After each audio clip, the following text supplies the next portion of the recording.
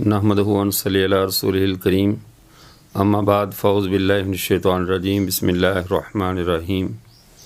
معزز سامعین، آج 17 رمضان المبارک ہے اور عقائد کے حوالے سے آج جس عقیدہ اور نظریہ کے بارے میں گفتگو ہوگی اس کا تعلق عالم محشر کے کچھ حالات کے ساتھ ہے، اور یہ وہ چیزیں اور وہ حالات ہیں جن کے بارے میں کتاب و سنت کی واضح نصوص موجود ہیں اور ان پر ایمان لانا ضروری ہے۔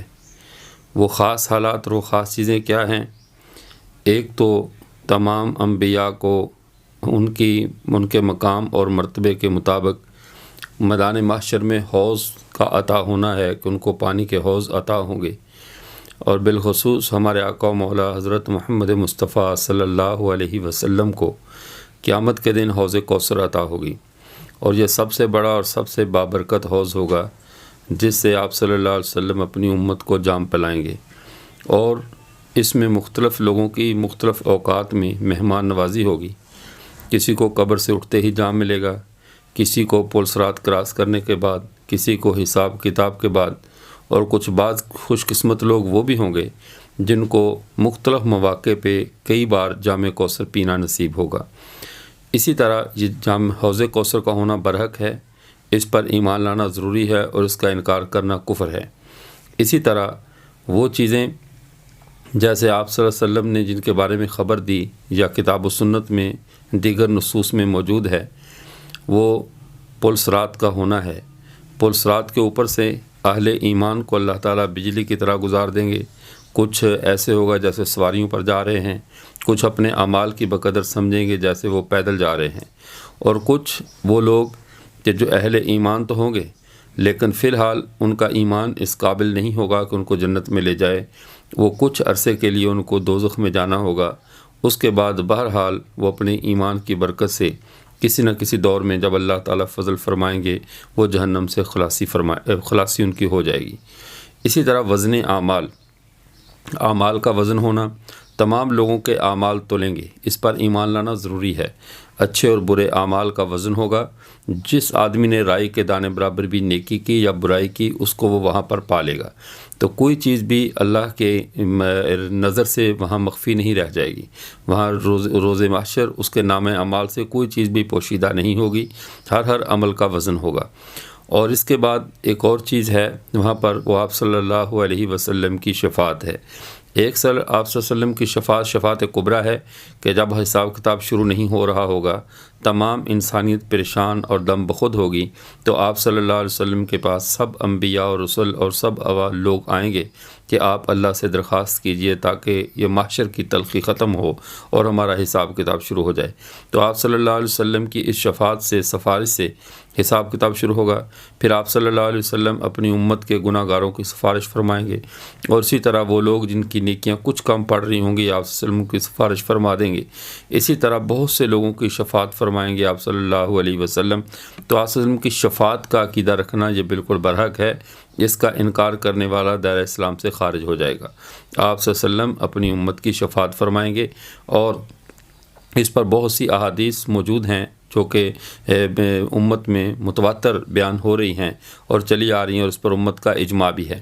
تو اسی طرز پہ جنت کا وجود بالکل برحق ہے۔ جنت کوئی فرضی چیز نہیں ہے جس کے بارے میں بعض لوگوں نے کہا یہ محض ایک تخیل ہے۔ یہ تخیل نہیں ہے، یہ حقیقت ہے، اور یہ مارز وجود میں آ چکی ہے، اور یہ ہمیشہ رہے گی۔ اللہ کے ایسی مخلوق ہے جسے اللہ نے ہمیشہ رہنے کے لیے بنایا ہے، یہ ختم نہیں ہوگی۔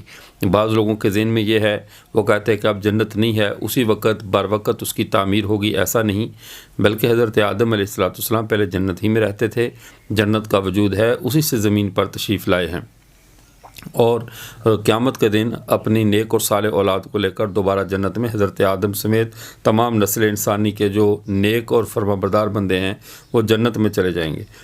کوئی کافر آدمی جنت میں نہیں جائے گا، کفار ہمیشہ جہنم میں رہیں گے۔ ان کا جہنم میں رہنا یہ ہمیشہ ہمیشہ کے لیے ہے، اور جنت کی نعمتیں وہ بھی دائمی ہیں۔ وہاں پر آدمی کا ہمیشہ نوجوان رہنا، کبھی بڑھاپا نہ آنا، جنت میں ہر جنتی کے گھر میں دودھ، پانی، شہد اور جو ہے وہ اسی طرح شراب کی نہروں کا بہنا، اسی طرح اس کے لیے پرندوں کا گوشت اور حوروں کا میسر ہونا، ہر طرح کی نعمتیں وہاں پر جنت میں موجود ہوں گی، اور وہ ایسی نعمتیں ہیں کہ جن کو دنیا کے اندر جن کا تصور بھی نہیں کیا جا سکتا، اور جہنم میں ہر طرح کا عذاب ہوگا جس عذاب کا بھی دنیا میں تصور نہیں کیا جا سکتا۔ اس طرح ایک ان جنت اور جہنم کے درمیان ایک مقام اعراف ہے۔ مقام اعراف وہ جگہ ہے کہ جہاں پر وہ لوگ رکیں گے جن کے نیکیاں اتنی تھیں کہ وہ جہنم میں نہیں جا سکتے تھے، لیکن وہ گناہ جو تھے وہ اتنے تھے کہ ان کے گناہ اتنے تھے کہ نیکیاں اور گناہ ان کے برابر ہو گئے، اس وجہ سے نہ وہ جنت کے قابل تھے نہ جہنم کے، تو وہ درمیان میں رک جائیں گے اور کافی عرصہ تک اس مقام پہ رکے رہیں گے۔ اور بعض لوگوں کے نزدیک وہاں پہ وہ لوگ بھی ہوں گے جو بغیر اپنے والدین کی اجازت کے جو ہے وہ جہاد پر گئے، اور وہ وہاں فرض کفایہ ادا کیا، فرض کفایہ کے فرض عین کے موقع پر نہیں بلکہ فرض کفایہ کے موقع پر بغیر والدین کی اجازت کے وہ جہاد پر گئے، تو وہ بھی مقام اعراف میں روک دیے جائیں گے۔ تو مقام اعراف میں وہ صرف پہچان، یعنی وہ پہچانیں گے جنت والوں کو، وہاں سے دیوار سے دوسری سائڈ پہ دیکھیں گے تو اہل جنت کے چمکتے ہوئے چہرے اور ان کی لذتیں اور ان کے جنت کے جو مقامات اور نعمتوں کو دیکھیں گے تو حسرت کریں گے کاش ہمارا رب ہمیں وہاں داخل کر دے۔ اور جب جہنم والوں کی طرف جھانکیں گے تو جہنم والوں کی عذاب اور تکلیفوں کو دیکھ کر وہ جہنم کی پناہ پکڑیں گے، حتیٰ کہ کچھ عرصہ بعد اللہ تعالیٰ انہیں معاف کر کے جنت میں داخل فرما دیں گے۔ تو یہ مقام اعراف یہ بالکل برحق ہے، اس پر بھی ایمان لانا ضروری ہے۔ تو میدان محشر کی چیزوں میں وزن اعمال کا وزن ہونا، حوض کوثر کا ہونا، آپ صلی اللہ علیہ وسلم کی شفاعت کا ہونا، پلسرات کا ہونا، مقام اعراف کا ہونا، اور بندوں سے اللہ کے سوال و جواب کا ہونا، یہ سب باتیں بالکل برحق ہیں۔ اللہ انسانوں سے کلام کریں گے لیکن ہر ایک سے کلام اس کی حیثیت اور مرتبے کے مطابق ہوگا۔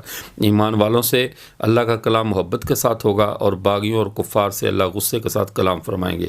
اب جنت کے اندر اللہ تعالیٰ کی تمام اہل ایمان کو زیارت نصیب ہوگی۔ تو یہ اہل ایمان کو آپ اللہ تعالیٰ کی زیارت کا ہونا یہ جنت کی سب نعمتوں میں سب سے بڑی نعمت ہے کہ دنیا میں یہ چیز بظاہر آنکھوں سے حالت بیداری میں اللہ کا دیکھنا ناممکن ہے، تو یہ اللہ تعالیٰ اپنا دیدار جنت میں کروائیں گے۔ جنت میں کس کو کب دیدار ہوتا ہے یہ اس کی قسمت اور اس کے درجے پر موقوف ہے۔ کسی کو یومیہ اللہ کا دیدار ہوگا، کسی کو وہاں پر جو ہے وہ ہفتے بعد، کسی کو مہینے بعد، کسی کو سال بعد، کسی کو ایک بار۔ تو بہرحال جنت میں اللہ تعالیٰ کا دیدار ہونا یہ بالکل برحق ہے، اور یہ جنت کی تمام نعمتوں میں سب سے بڑی نعمت ہوگی کہ بندہ اپنے رب کی زیارت کر لے، اپنے رب کو دیکھ لے۔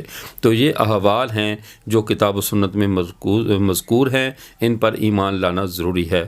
وآخر دعوانا الحمدللہ رب العالمین۔